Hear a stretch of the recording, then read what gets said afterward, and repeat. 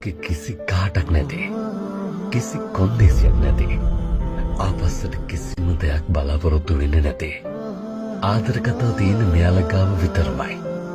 ඒ විතරක් නෙවෙයි මේ හිතවලට අපිව අපි හිතනවටත් වඩා වැඩියෙන් තේරුම් ගන්න පුළුවන්. පාළුවමකනා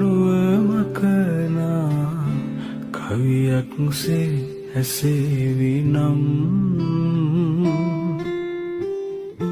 මා සවනේ රැව් දිදි රැඳීදිවි නම්